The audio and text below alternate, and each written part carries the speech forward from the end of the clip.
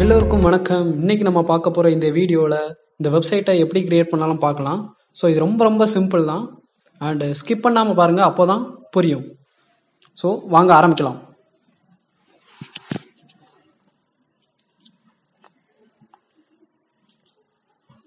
நான் ஆல்ரெடி ஒரு ஃபோல்டர் வச்சுருக்கேன். அதில் வந்து 3 பைக் இமேஜ் வச்சுருக்கேன்.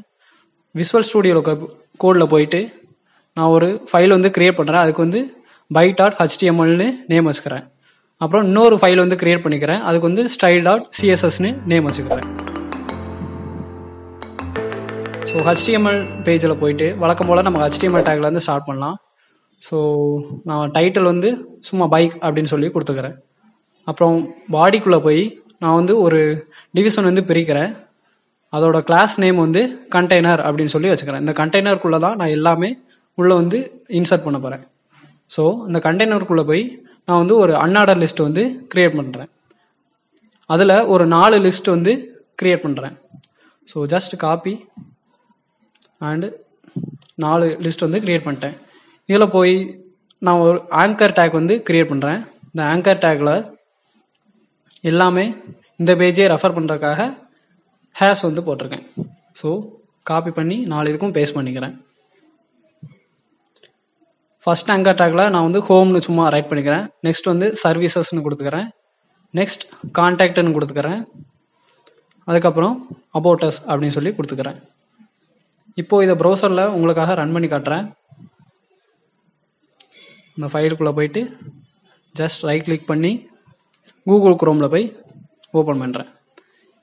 இப்போது அந்த லிஸ்ட் வந்து அழகாக டிஸ்பிளே ஆகுது.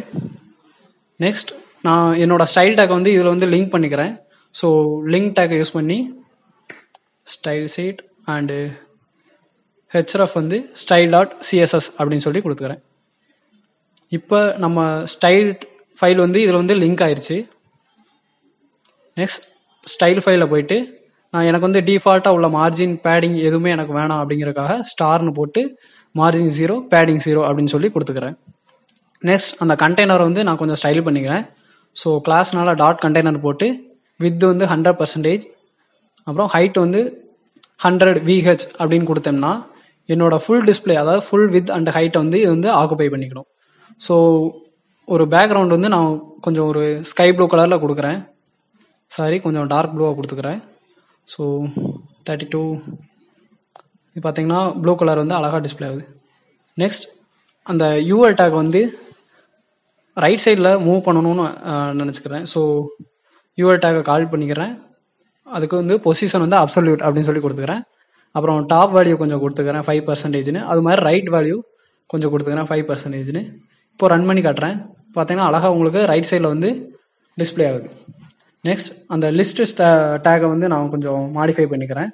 ஸோ அதில் வந்து லிஸ்ட் ஸ்டைல் வந்து நன் அப்படின்னு கொடுத்தேன்னா அதில் அந்த டாட்டா இருந்துச்சு பார்த்தீங்களா, அதெல்லாம் ரிமூவ் ஆகிடும். நெக்ஸ்ட் டிஸ்பிளே வந்து இன்லைன் பிளாக் அப்படின்னு கொடுத்தேன்னா ஒவ்வொரு லைனில் இருக்கிறது ஒரே லைனில் வந்து எனக்கு வந்து டிஸ்பிளே ஆகும். பார்த்தீங்கன்னா ஒரே லைன் வந்து டிஸ்பிளே ஆகுது. அதுக்கப்புறம் கொஞ்சம் ஒவ்வொரு இதுக்கும் கொஞ்சம் கேப் விட்டுருந்தா நல்லாயிருக்கும் அப்படிங்கிறக்காக சும்மா ஒரு மார்ஜின் ரைட் அப்படின்னு சொல்லி 50 பிக்சல் கொடுக்குறேன். பார்த்தீங்கன்னா நல்லா எல்லா இதுக்கும் ஒவ்வொரு இதுக்கும் கேப் விட்டு நிற்கிது. நெக்ஸ்ட் அந்த ஆங்கர் டேக்கை வந்து நான் கொஞ்சம் மாடிஃபை பண்ணிக்கிறேன். ஸோ டெக்ஸ்ட் டெக்கரேஷன் வந்து நன் அப்படின்னு சொல்லி கொடுத்தேன்னா அந்த அண்டர்லைன் எல்லாமே போயிடும். அதுக்கப்புறம் கலர் வச்சுக்கலாம், ஃபாண்ட் ஃபேமிலி வச்சுக்கிறேன், சான்ஸ் செரிஃப் அப்படின்னு வச்சுக்கிறேன். இப்போ இது பார்க்க கொஞ்சம் நல்லா இருக்குது அந்த டெக்ஸ்ட் எல்லாம். நெக்ஸ்ட் ஃபாண்ட்டு வெயிட் வந்து நான் கொஞ்சம் கொடுத்துக்கிறேன், கொஞ்சம் போல்டாக இருக்கணும் அப்படிங்கிறதுக்காக. ஸோ ஒரு 600 அப்படின்னு கொடுத்துக்கிறேன். அப்புறம் கலர் வந்து ஒயிட்டில் கொடுத்துக்கிறேன்.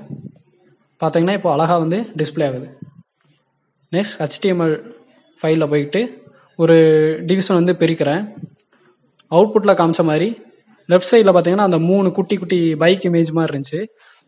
ஸோ அதுக்காக நான் இது வந்து பிரிச்சுக்கிறேன். அதுக்கு வந்து கிளாஸ் நேம் வந்து தம்ப்நெயில் அப்படின்னு வச்சுக்கிறேன். இந்த தம்ப்நெயிலுக்குள்ளே போய் நான் வந்து 3 லிஸ்ட் வந்து கிரியேட் பண்ணுறேன்.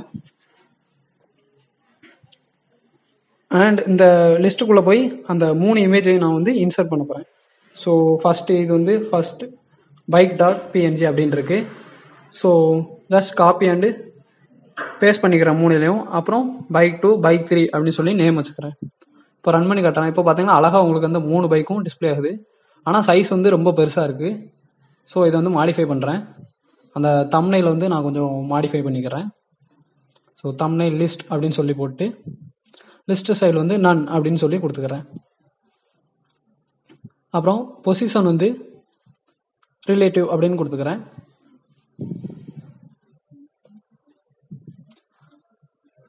அதுக்கப்புறம் அந்த இமேஜ் வந்து நான் வந்து சைஸ் வந்து கொஞ்சம் சின்னதாக்கணும் அப்படின்னு பார்க்குறேன்.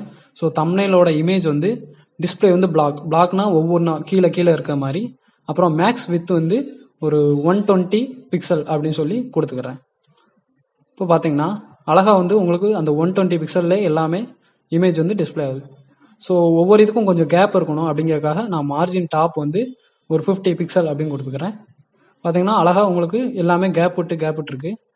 நெக்ஸ்ட் இது வந்து எனக்கு லெஃப்ட் சைடு கார்னரில் இருந்தால் போதும் அப்படிங்கிறதுக்காக அந்த தம்ப்நெயிலில் போயிட்டு பேடிங் கொடுத்துருக்கேன் பார்த்தீங்களா, அதில் போய் மார்ஜின் பேடிங் டாப் மட்டும் நான் வந்து கொடுத்துக்கிறேன். ஸோ டாப் மட்டும்தான் இறங்கியிருக்கும், மற்றபடி எல்லா ரைட் சைடு எல்லாமே அலைன் ஆயிடுச்சு. நெக்ஸ்ட் அந்த இமேஜ் வந்து நான் ஹோவர் பண்ணும்போது, அதாவது அந்த மவுஸ் வச்சு அதை தொடும்போது கொஞ்சம் நகர்ந்துட்டு வந்தால் நல்லாயிருக்கும் அப்படிங்கிறதுக்காக டிரான்ஸ்ஃபார்ம் அப்படிங்கிற இது வந்து யூஸ் பண்ணிக்கிறேன். ஸோ டிரான்ஸ்லேட் எக்ஸ் டைரக்ஷனில் ஒரு 30 பிக்சல்ஸ் அப்படின்னு சொல்லி கொடுத்துக்கிறேன். ஸோ இப்போ நான் ஹோவர் பண்ணும்போது பார்த்தீங்கன்னா ஒரு 30 பிக்சல் வந்து அப்படியே மூவ் ஆகிற மாதிரி இருக்குது. இது கொஞ்சம் ஸ்பீடாக இருக்குது, அதனால அந்த ஸ்பீடை வந்து நான் குறைச்சிக்கிறேன். ஸோ டிரான்சிஷன் வந்து 0.5 செகண்ட் அப்படின்னு கொடுத்துங்க. பார்த்தீங்கன்னா அழகாக நைஸாக மூவ் ஆகிற மாதிரி உங்களுக்கு வந்து டிஸ்பிளே ஆகுது. நெக்ஸ்ட் அப்புறம் அந்த பெரிய இமேஜை வந்து நான் இப்போ வந்து உள்ளே இன்சர்ட் பண்ணிக்கிறேன். ஸோ அதுக்கு ஒரு டிவிஷன் வந்து நான் பிரிச்சுக்கிறேன். So div classes big image அப்படின்னு சொல்லி நான் இந்த டிவிஷனுக்கு வந்து நேம் வச்சுக்கிறேன். ஸோ இதில் அந்த இமேஜை மட்டும் நான் இன்சர்ட் பண்ணால் போதும். ஸோ இமேஜ் சோர்ஸ் நான் இதில் வந்து அந்த தேர்ட் இமேஜ் வந்து ஃபஸ்ட்டு டிஸ்பிளே பண்ணணும் அப்படிங்கிறதுக்காக by3.png அப்படின்னு சொல்லி கொடுத்துக்கிறேன். இப்போ பார்த்தீங்கன்னா இந்த தேர்ட் இமேஜ் வந்து நல்லா பெருசாக தெரியுது. ஸோ இதை வந்து நம்ம ஸ்டைல் பண்ணலாம். ஸோ பிக் இமேஜோட இமேஜ் அந்த கிளாஸ்னால டாட் வச்சுக்கிறேன். பிக் இமேஜோட இமேஜ் வந்து பொசிஷன் வந்து அப்சல்யூட் அப்படின்னு சொல்லி கொடுத்துக்கிறேன். நெக்ஸ்ட் லெஃப்ட் கொஞ்சம் அலைன் பண்ணிக்கிறேன். லெஃப்ட் வந்து ஒரு 20% அப்படின்னு சொல்லி கொடுத்துங்க. அது மாதிரி டாப்பும் சேம் 20% அப்படின்னு சொல்லி வச்சுக்கிறேன். பார்த்தீங்கன்னா எனக்கு வந்து கொஞ்சம் அலைன் ஆயிருக்கு. அப்புறம் கொஞ்சம் சைஸ் வந்து நான் கொஞ்சம் குறைச்சிக்கிறேன். ஸோ மேக்ஸ் வித் வந்து ஒரு 500 பிக்சல் இருந்தால் போதும் அப்படின்னு கொடுத்துக்கிறேன். பார்த்தீங்கன்னா நல்லா குட்டியாச்சு. அது இல்லாமல் மேக்ஸ் ஹைட்டு அந்த ஹைட்டை தாண்டி போகக்கூடாது அப்படிங்கிறதுக்காக மேக்ஸ் ஹைட்டும் ஒரு 300 பிக்சல் அப்படின்னு சொல்லி கொடுத்துக்கிறேன். ஸோ இப்போ பார்த்தீங்கன்னா அழகாக டிஸ்பிளே ஆகுது.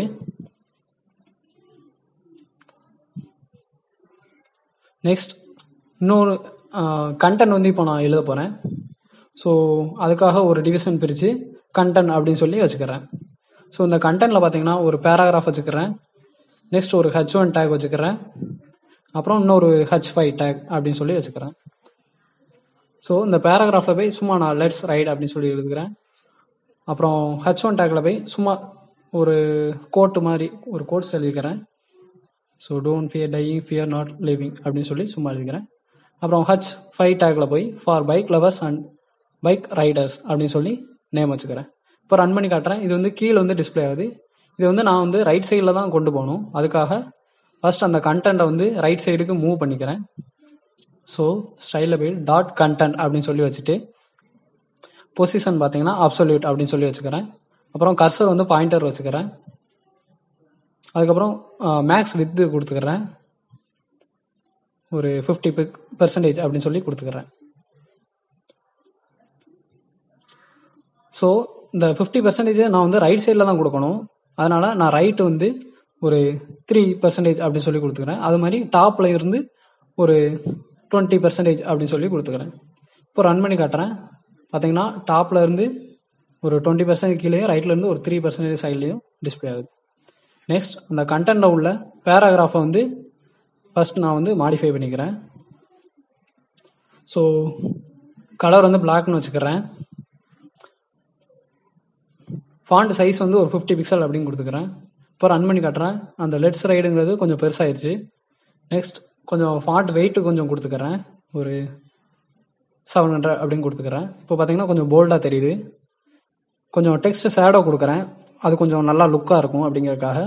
So 2 pixel horizontal, 0 pixel vertical and 5 pixel பிளரில் நான் வந்து பிளாக்லேயே கொடுத்துக்கிறேன். அது வந்து ஒரு ஒப்பாசிட்டி வந்து 0.5 அப்படின்னு சொல்லி கொடுத்துக்கிறேன். பார்த்தீங்கன்னா உங்களுக்கு வந்து அந்த ஷேடோ எஃபெக்ட் வந்து கொஞ்சம் நல்லா தெரியுது. நெக்ஸ்ட் அதோட ஸ்டைலை வந்து மாற்றலாம், அதாவது ஃபேமிலியை மாற்றலாம். ஸோ ஃபாண்ட் ஃபேமிலி வந்து கர்சிவ் அப்படின்னு கொடுத்துக்கிறேன். பார்த்தீங்கன்னா ஒரு வித்தியாசமான ஃபாண்ட்டில் இருக்குது, நல்லா இருக்குது. நெக்ஸ்ட் அதை வந்து நான் சென்டராக அலைன் பண்ணணும் அப்படின்னு நினைக்கிறேன். ஸோ மார்ஜின் லெஃப்ட் வந்து ஒரு 16% நான் கொடுத்துக்கிறேன். பார்த்தீங்கன்னா எனக்கு வந்து கொஞ்சம் சென்டராக வந்து தள்ளி போயிருக்குது. நெக்ஸ்ட் அந்த H1 டேக் வந்து அலைன் பண்ணலாம். ஸோ டாட் கண்டென்ட்டில் உள்ள H1 டேக் அப்படின்னு சொல்லி கொடுத்துக்கிறேன்.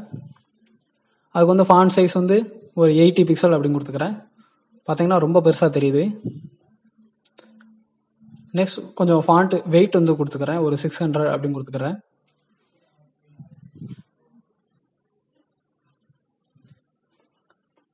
அதுக்கப்புறம் நான் கலரை சேஞ்ச் பண்ணிக்கிறேன், ஃபாண்ட் ஃபேமிலியை சேஞ்ச் பண்ணிக்கிறேன். ஸோ ஃபாண்ட் ஃபேமிலி வந்து ஃபேண்டசி அப்படின்னு சொல்லி கொடுத்துக்கிறேன். பார்த்தீங்கன்னா இது கொஞ்சம் நல்லா இருக்குது. நெக்ஸ்ட் கலர் வந்து ஒரு லைட் ப்ளூ கலரில் இருந்தால் நல்லாயிருக்கும் அப்படின்னு நினச்சி ஸோ ஆர்ஜிபி வேல்யூ வந்து ஒரு 28, 211 அப்புறம் 211 அப்படின்னு சொல்லி கொடுத்துக்கிறேன்.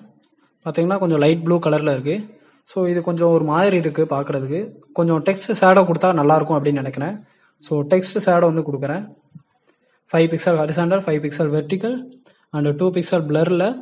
அதே பிளாக் வந்து கொஞ்சம் 0.5 ஒப்பாசிட்டியில் தெரியுற மாதிரி வச்சுக்கிறேன். பார்த்தீங்கன்னா நல்லா இருக்குது இந்த டெக்ஸ்ட்டு ஷேடோ கொடுத்ததுக்கப்புறம். அதுக்கப்புறம் H5 டேக்கை வந்து நான் வந்து அலைன் பண்ண போகிறேன். ஸோ கண்டென்ட்டில் போய் H5 அப்படின்னு சொல்லி கொடுத்துக்கிறேன். இப்போ இந்த ஃபாண்ட் சைஸ் வந்து ஒரு 22 பிக்சல்னு கொடுத்துக்கிறேன். பார்த்தீங்கன்னா 22 பிக்சல் இருக்குது. நெக்ஸ்ட் ஃபாண்ட் ஃபேமிலி வந்து போல்ட் அப்படின்னு சொல்லி கொடுத்துக்கிறேன். நெக்ஸ்ட் கலர் வந்து பிளாக்ல இருக்கட்டும். அதுக்கப்புறம் ஃபாண்ட் ஸ்டைல் வந்து ஃபாண்ட் ஃபேமிலி வந்து மாற்றிக்கிறேன், சான்ஸ் செரிஃப்னு வச்சுக்கிறேன். பார்த்தீங்கன்னா கொஞ்சம் நல்லா இருக்குது இந்த ஃபாண்ட் வந்து. அதுக்கப்புறம் கொஞ்சம் டெக்ஸ்ட் ஷேடோ இதுக்கும் கொஞ்சம் ஆட் பண்ணுறேன். 1 pixel horizontal, 1 pixel vertical and 1 pixel பிளரில் சேம் பிளாக்னு கொடுத்துக்கிறேன். பார்த்தீங்கன்னா கொஞ்சம் டெக்ஸ்ட் ஷேடோ எஃபெக்ட் வந்து கொஞ்சம் நல்லா லுக்காக காமிக்குது. நெக்ஸ்ட் டெக்ஸ்ட் ட்ரான்ஸ்ஃபார்ம் வந்து அப்பர் கேஸ்னு கொடுக்குறேன். எல்லா லெட்டருமே இப்போ கேப்ஸ் லெட்டரில் மாறிடும். தென் கொஞ்சம் இதை வந்து சென்டராக வைக்கணும் அப்படிங்கிறதுக்காக மார்ஜின் லெஃப்ட் அப்படின்னு கொடுத்துக்கிறேன். மார்ஜின் லெஃப்ட் வந்து ஒரு 10% கொடுத்தோடனே சென்டர் ஆயிடுச்சு. ஸோ இந்த கண்டென்ட் எல்லாமே நான் வந்து கொஞ்சம் ரைட் சைடு கொண்டு வரதுக்காக அந்த மேக்ஸ் வித்தில் போய் நான் 40% கொஞ்சம் கம்மியாக கொடுத்துக்கிறேன். பார்த்தீங்கன்னா உங்களுக்கு அழகாக ரைட் சைடில் அட்ஜஸ்ட் ஆகிடுச்சு. நெக்ஸ்ட் இந்த பேராகிராஃபில் போயிட்டு நான் ஒரு அப்படியே தீ பறக்கிற மாதிரி ஒரு எமோஜி போட்டால் எப்படி இருக்கும் அப்படிங்கிறதுக்காக இந்த எமோஜியோட ஹேஷ்டேக் வேல்யூ வந்து நான் வந்து கொடுக்குறேன். ஸோ இதுதான் அந்த ஹேஷ் கோட். இப்போ வந்து ரன் பண்ணி காட்டுறேன். பார்த்தீங்கன்னா அழகாக உங்களுக்கு அப்படி தீ பறக்கிற மாதிரி இருக்குது. ஸோ இதை அப்படியே காப்பி பண்ணி அந்த சைடும் நான் வச்சுக்கிறேன், லெஃப்ட் சைடுக்கு. அப்புறம் இந்த எமோஜி அதோட லிங்க்கெல்லாம் நான் வந்து கீழே டெஸ்கிரிப்ஷனில் கொடுத்துக்கிறேன். பைக்கோட இமேஜ் எல்லாமே டெஸ்கிரிப்ஷனில் கொடுத்துருக்கேன், வேணும்னா போய் டவுன்லோட் பண்ணிக்கோங்க. நெக்ஸ்ட் ஒரு பிரேக் கொடுத்துக்கிறேன், கொஞ்சம் கேப் இருக்கணும் அப்படிங்கிறதுக்காக பிரேக் விட்டேன். அதுக்கப்புறம் இதுக்கும் கொஞ்சம் பிரேக் இருந்தால் நல்லாயிருக்கும் அப்படின்னு சொல்லி கொடுத்துருக்கேன், பிரேக் வந்து கொடுத்துருக்கேன். நெக்ஸ்ட் அதையும் நான் சென்டராக வந்து கொண்டு போகிறேன், அதனால் அண்டு சிம்பிள் போட்டு NBSP அப்படின்னு சொல்லி கொடுத்துருக்கேன். இது வந்து ஒரு சின்ன ஸ்பேஸ் வந்து விடும். ஸோ 2 தடவை காப்பி பண்ணி பேஸ்ட் பண்ணியிருக்கேன். பார்த்தீங்கன்னா ரொம்ப தள்ளி போயிடுச்சு. இது வந்து ஒரு சிங்கிள் ஸ்பேஸ் தான் எடுத்துக்கிடும். அண்டு சிம்பிள் போட்டு NBSP அப்படின்னு சொல்லி இப்போ பார்த்தீங்கன்னா கரெக்டாக எனக்கு வந்து செட் ஆயிடுச்சு. நெக்ஸ்ட் வந்து அந்த H1 கீழேயும் நான் வந்து ஒரு பிரேக் ஆட் பண்ணிக்கிறேன், 2 பிரேக் ஆட் பண்ணிக்கிறேன். ஸோ கொஞ்சம் கீழே வந்து தள்ளி வந்துருக்கும். பார்த்தீங்கன்னா உங்களுக்கு அழகாக டிஸ்பிளே ஆகுது. நெக்ஸ்ட் இதுக்கும் நான் 2 எமோஜி வந்து ஆட் பண்ணால் நல்லாயிருக்கும் அப்படிங்கிறதுக்காக அந்த H5 டேக்கில் போய் அந்த எமோஜியோட ஹேஷ் கோடை வந்து நான் வந்து டைப் பண்ணுறேன். ஸோ கீழே டிஸ்கிரிப்ஷனில் கொடுத்துருக்கேன், வேணுன்னா போய் அந்த லிங்க்கில் போய் பார்த்துக்கோங்க. உங்களுக்கு எந்த எமோஜி வேணுனாலும் நீங்கள் போய் செலக்ட் பண்ணிக்கலாம். பார்த்தீங்கன்னா எனக்கு அந்த கூலாக இருக்கிற அந்த எமோஜி வந்து டிஸ்பிளே ஆகுது. அங்கிட்ட வந்து ஒரு ஹார்ட் ஷேப் எமோஜி வந்து கொடுக்கலாம் அப்படிங்கிறதுக்காக அந்த ஹார்ட்டின் எமோஜியோட ஹேஷ் கோடு வேல்யூ வந்து நான் வந்து டைப் பண்ணிக்கிறேன். பார்த்தீங்கன்னா அழகாக அந்த எமோஜியெல்லாம் நல்லா ஃபிக்ஸ் ஆயிருச்சு. நெக்ஸ்ட் அந்த லெஃப்ட் சைடில் பார்த்தீங்கன்னா ஒரு பாதி வட்டம், அதாவது அரை வட்டம் மாதிரி இருந்துச்சு, ஒரு சர்க்கிள் மாதிரி. அதுக்காக நான் பாத் அப்படின்னு சொல்லி ஒரு டிவிஷன் பிரிச்சுக்கிறேன். இந்த பாத்தை இப்போ அலைன் பண்ணிக்கலாம். ஸோ டாட் பாத் அப்படின்னு சொல்லி கொடுத்துக்கிறேன். இந்த பாத்தோட பொசிஷன் அப்சல்யூட்டாக இருக்கணும். ஏன்னா அதில் தான் நம்ம பேஸ்ட் பண்ண போகிறோம். அது மேலே அப்படியே ஒட்டி வைக்கிறதுக்காக பொசிஷன் அப்சல்யூட் அப்படின்னு கொடுத்துக்கிறேன். வித் ஃபுல் வித், அது மாதிரி ஹைட் எனக்கு ஃபுல் ஹைட் வேணும் அப்படிங்கிறதுக்காக 100 VH அப்படின்னு சொல்லி கொடுத்துக்கிறேன். Background so some grey colour கொடுத்துக்கிறேன். E5 E5 E5ன்னு பார்த்தீங்கன்னா எனக்கு full width and height grey கலரில் ஆயிடுச்சு. ஸோ எனக்கு அந்த வட்டமாக தான் வேணும். அதுக்காக கிளிப் பாத் அப்படிங்கிற அந்த ஆட்ரிபியூட் ஆட் பண்ணிக்கிறேன். கிளிப் பாத்தில் போய் சர்க்கிள் அப்படின்னு சொல்லி போட்டு ஒரு 520 பிக்சல் போட்டேன்னு வச்சுக்கோங்களேன். பார்த்தீங்கன்னா ஒரு வட்டம் அழகாக உங்களுக்கு இது டிஸ்பிளே ஆகுது. ஸோ இது எனக்கு லெஃப்ட்டில் தான் எனக்கு அலைன் ஆகணும். அதனால் அட் லெஃப்ட் அப்படின்னு சொல்லி கொடுத்துக்கிறேன். பார்த்தீங்கன்னா எனக்கு அழகாக லெஃப்ட்டில் அலைன் ஆயிடுச்சு. ஸோ கொஞ்சம் டாப் அண்ட் பாட்டம் வேல்யூ கொஞ்சம் அட்ஜஸ்ட் பண்ணிக்கிறேன். ஸோ ஒரு 300 பிக்சல் அப்படின்னு கொடுத்தேன்னா எனக்கு கரெக்டாக டாப் அண்ட் பாட்டம் ஃபிக்ஸ் ஆயிடுச்சு. நெக்ஸ்ட் ஜாவா ஸ்கிரிப்ட் பார்க்கலாம். எல்லாமே முடிஞ்சிருச்சு. அந்த தம்ப்நெயில் நான் கிளிக் பண்ணும்போது அந்த பெரிய இமேஜ் அந்த தம்ப்நெயிலோட இமேஜை எனக்கு மாறணும். அதனால் script tag open and close பண்ணிக்கிறேன். நெக்ஸ்ட் ஒரு ஃபங்க்ஷன் எழுதிக்கிறேன். அந்த ஃபங்க்ஷனுக்கு பிக் அப்படின்னு சொல்லி நேம் வச்சுக்கிறேன். ஸோ அதில் ஒரு ஆட்ரிபியூட் இமேஜ் அப்படின்னு சொல்லி வச்சுக்கிறேன். So document dot query selector, ஏன்னா நான் அந்த கிளாஸ் நேம் கால் பண்ண போகிறேன். இந்த class name pic dot SRC equal to அந்த இமேஜுங்கிற ஆட்ரிபியூட்டை அப்படியே காப்பி பண்ணி பேஸ்ட் பண்ணிக்கிறேன். ஸோ இந்த பிக்குங்கிற எதில் இருக்கணும்னா நம்மளோட அந்த பிக் இமேஜில் இருக்கணும். ஸோ அதுக்கு கிளாஸ் பிக் அப்படின்னு சொல்லி வச்சுக்கிறேன். நெக்ஸ்ட் நான் ஒவ்வொரு தம்ப்நெயிலும் கிளிக் பண்ணும் போது தான் அந்த இமேஜ் மாறணும். அதனால் அந்த தம்ப்நெயிலில் போயிட்டு ஆன் கிளிக் பண்ணும் போது அந்த பிக்குங்கிற இது எனக்கு இமேஜ் மட்டும் மாறணும் அப்படிங்கிறதுக்காக பிக்குக்குள்ளே போய் bike1.png அப்படின்னு சொல்லி வச்சுக்கிறேன். நான் இதை கிளிக் பண்ணும்போது இந்த பெரிய இமேஜ் மாறணும் அப்படிங்கிறதுக்காக ஜஸ்ட் காப்பி அண்ட் பேஸ்ட் 3 இதுக்குமே நான் போட்டுக்கிறேன். ஏன் ஒர்க் ஆகலைன்னா நான் டாட் பிக் அப்படின்னு சொல்லி வச்சுருந்தேன், அதனால தான் ஒர்க் ஆகலை. இப்போ நான் கிளிக் பண்ணுறேன். பார்த்தீங்கன்னா எனக்கு அந்த ஒவ்வொரு இமேஜும் அந்த இதுக்கு சேஞ்ச் ஆகுது. ஹோவர் பண்ணும்போது நல்லா போயிட்டு வரத மாதிரி இருக்குது. அதுவும் இல்லாமல் அதை கிளிக் பண்ணும்போதும் நல்லா டிஸ்பிளே ஆகுது. நெக்ஸ்ட் அந்த நான் ஹோவர் பண்ணும்போது பார்த்தீங்கன்னா ரிட்டன் போகும்போது ஸ்பீடாக வந்துடுது. அதாவது ஃபார்வர்ட் டைரக்ஷனில் மூவ் பண்ணும்போது ஸ்மூத்தாக போகுது. ரிட்டன் வரும்போது ஸ்பீடாக வருது. ஸோ அந்த இதுக்கும் போய் டிரான்சிஷன் கொடுக்கும்போது பார்த்தீங்கன்னா முன்னாடியும் பின்னாடியும் அப்படியே ஸ்மூத்தாக போயிட்டு வரது மாதிரி டிஸ்பிளே ஆகுது. அழகாக உங்களுக்கு டிஸ்பிளே ஆகுது. நெக்ஸ்ட் என்ன பண்ண போகிறேன்னா இந்த தம்ப்நெயிலில் கிளிக் பண்ணும்போது அந்த வட்டத்தோட கலரும் எனக்கு சேஞ்ச் ஆகணும் அப்படிங்கிறதுக்காக இன்னொரு ஃபங்க்ஷன் நான் நேம் வச்சுக்கிறேன், பாத்துன்னு சொல்லி. அதோட அட்ரிபியூட் கலர் அப்படின்னு சொல்லி வச்சுக்கிறேன். ஸோ கான்ஸ்டன்ட் வேல்யூ இதுக்கு நான் ஒன்று பாத்துன்னு சொல்லி வச்சுக்கிறேன். அதில் போய் டாக்குமெண்ட் டாட் கொரி செலக்டார்னு போட்டு அந்த கிளாஸ் நேம் பாத், அதனால டாட் பாத் அப்படின்னு சொல்லி வச்சுக்கிறேன். இந்த இருக்குது. இந்த இதுக்கு தான் நான் இப்போ அலைன் பண்ணுறேன்.